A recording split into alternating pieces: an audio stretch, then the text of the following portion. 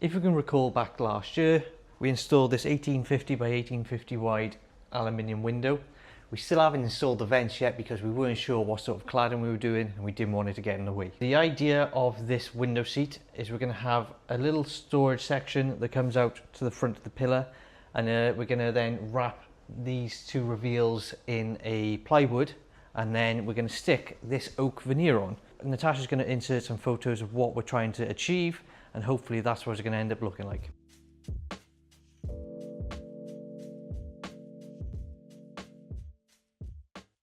When we first bought this house, the one thing Natasha wanted when we went to the architect was a window seat, and straight away when we've seen the designs, we love this feature.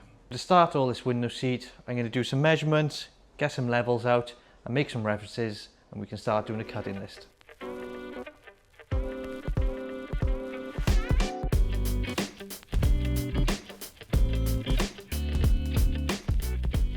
First thing I've done for my window seat, just make some reference points. I've done my overall height that I want the boxing in, and I've just put my laser level through.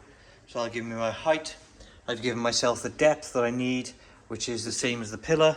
And then I've just taken that line across the floor as well, just so I know where everything's going to line up to.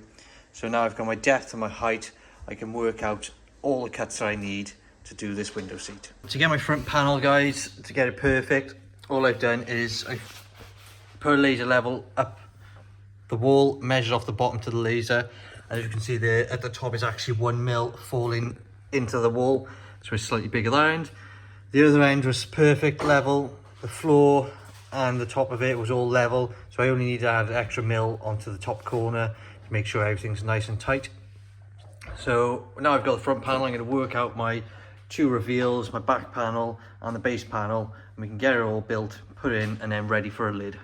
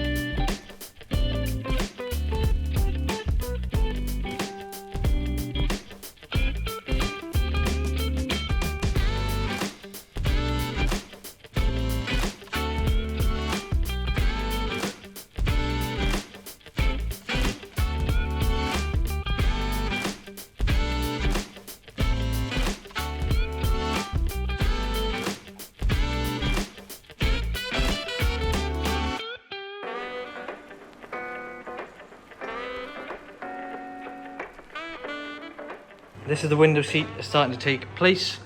I've created the front, some structural dividers, just to take the weight of pressure going down. That's what the back board's for, the sides and the front. This is solid now, it ain't going anywhere. I haven't put any flooring, but I haven't put a panel on the bottom for flooring because they've taken the flooring right through and there's only just like a storage area. So the plan now is I've just cut this top shelf, which is going to fit in. But what I'm going to be doing is, once it's in place, I'm going to be marking out a section which is going to cut across there, right across the back, and have a little lid that lifts up and closes. And I'm going to cut a little circle in it, and then we can start making our way onto the side panels. And for anyone wondering what we're going to do here, all I've done is I've put a little arris on the end of the MDF, so it's sort of like a groove at the moment. I'm going to paint it, see how I feel about the line in the paint. If it is terrible, I'm going to cork it and just hide the worst of the gap, but you're always going to have that slight difference in textures because that's plaster with a bead and this is just MDF. And just like that, we have the lid on. Luckily this corner by here was perfectly 90 degrees. It was all parallel all the way down, but this back corner was 10 mil longer from the front edge of this bead. As you can see, that is nice and snug on there. So what I'm going to do is just cover this with a plywood so you won't see that gap. And you can sort of get the idea now. I'm going to do a U shape all the way along, cut that out and just have a lid opening. Yeah, I think that looks great. That's a nice big window seat, which is going to look awesome once finished.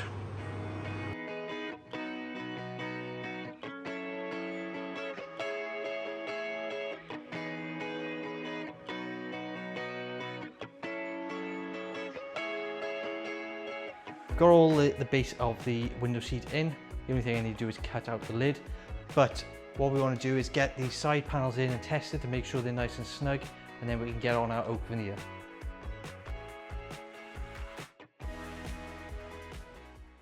I've done it a little bit too snug, so I just got to retake my measurement and trim down the end. I can see down here it's lovely and square. It's lovely and square down the end, so it's literally just a fraction too long, and we want this to slide in nicely.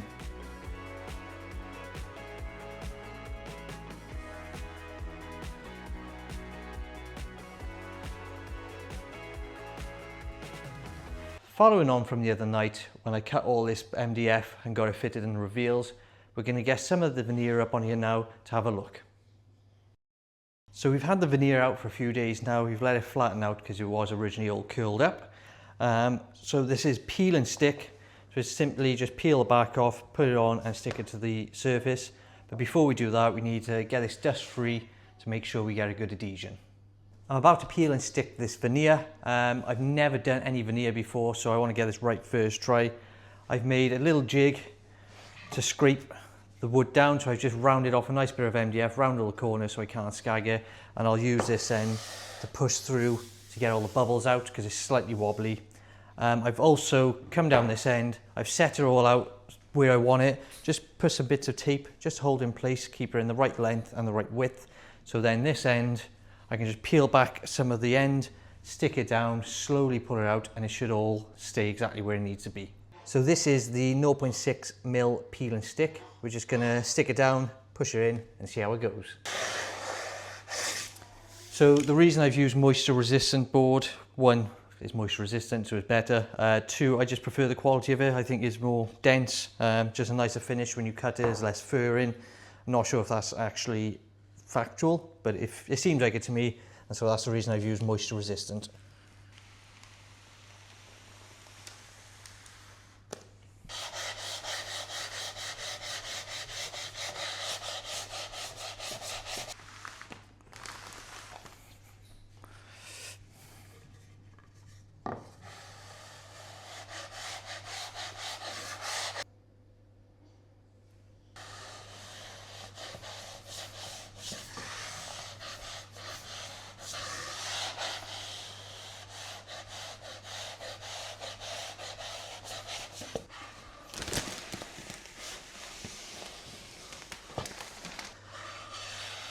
So the only thing I would say is I've left that very tight. I've only got about 1/2 mil overhang, which I was hoping to have a couple more mil, but that's no problem.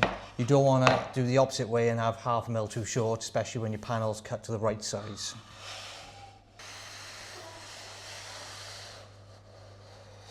Right, so to trim this excess off, guys, I'm just using a sharp Stanley blade, and I'm using the edge of the MDF as a guide. I don't want to be coming in at an angle because I'll be cutting too much off. I want to keep it nice and square to the edge. So we'll just start off like so, and we get the bottom in, and once we get that bottom in, we want to put pressure upwards towards the MDF, not down, because you'll pull the veneer off.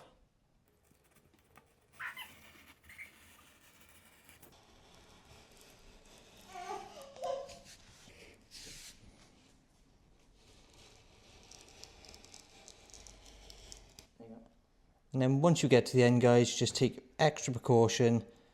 You don't want to snap any of this. You just want to be very gentle, coming away like that, just not to snap this end.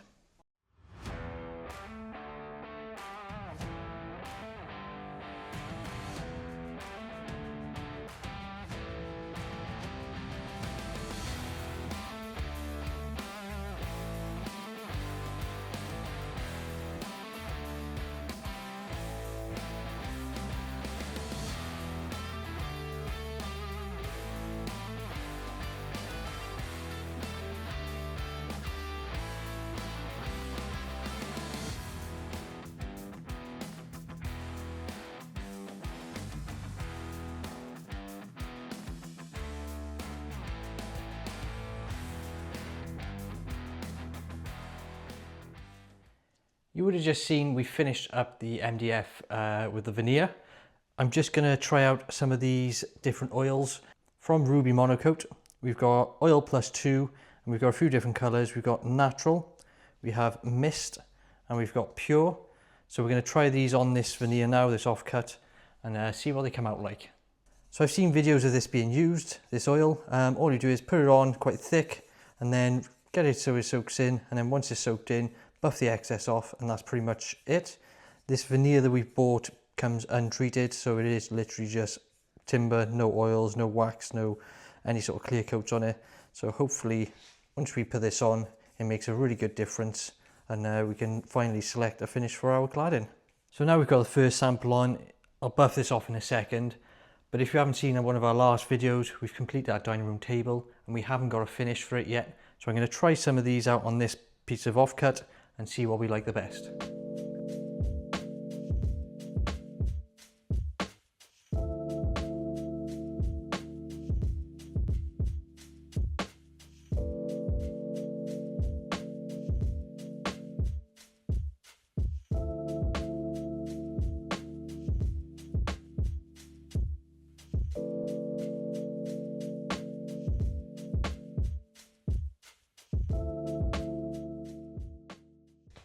So it might be a bit obvious, guys, this is not the correct way to be applying this stain.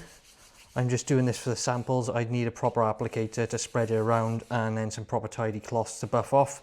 But we're just using what we got at the moment, which is what we always seem to do on this channel, and just make the best of a worse situation. That's kind of more what I was expecting, if I'm honest. Yeah, so this is literally be just oil.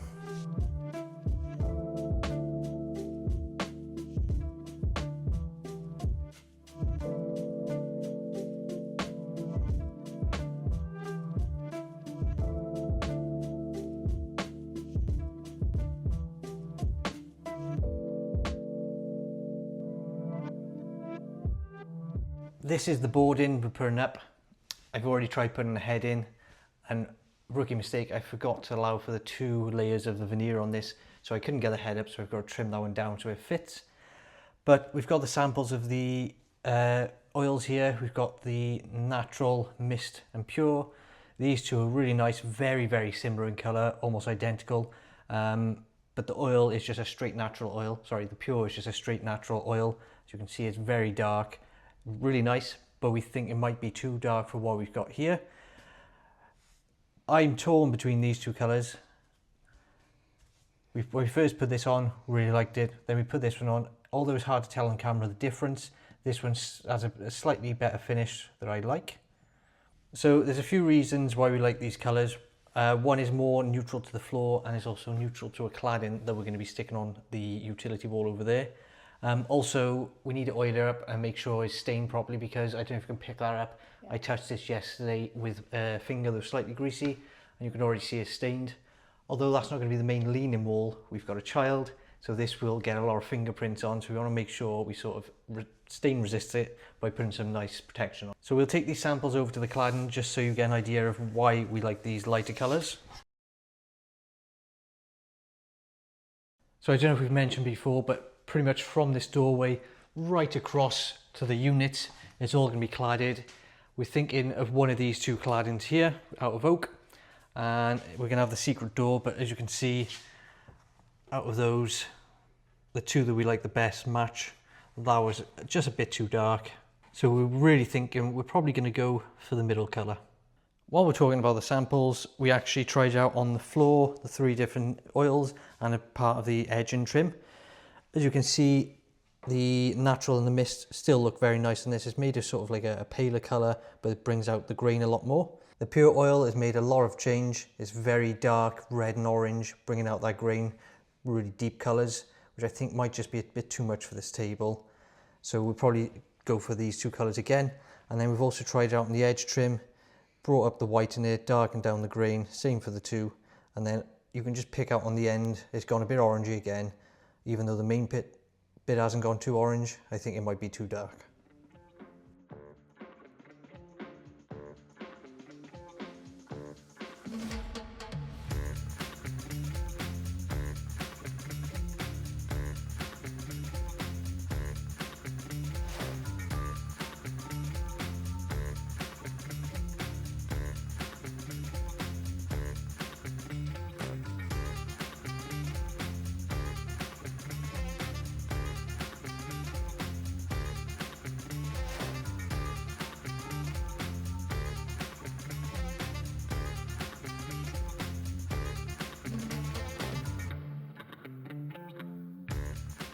Yesterday we picked up 4 soft close kitchen cupboard hinges.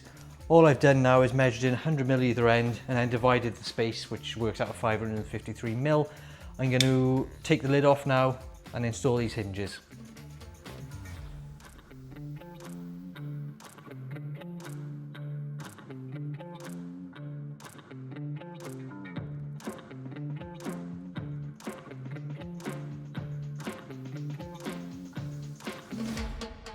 To get these hinges set, all I've done is marked 5mm back from the edge of here, and I've got a 35mm force and a bit, which is the perfect size to house these hinges.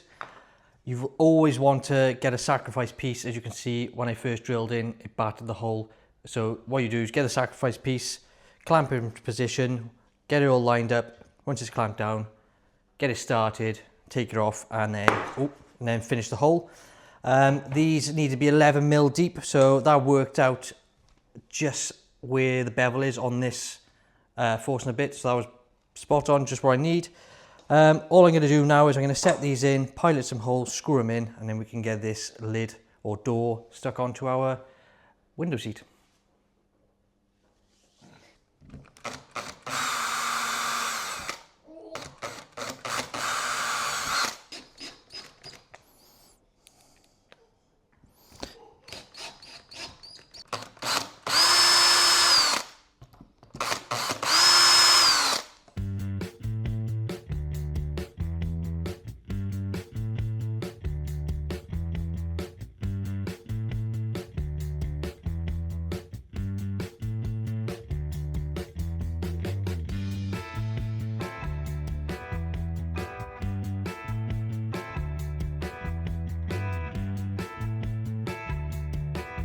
We're going to leave it here for the window seat video. Join us in the next video where we've got more samples, we've got fabric and foam, and we're going to try and get this window seat finished.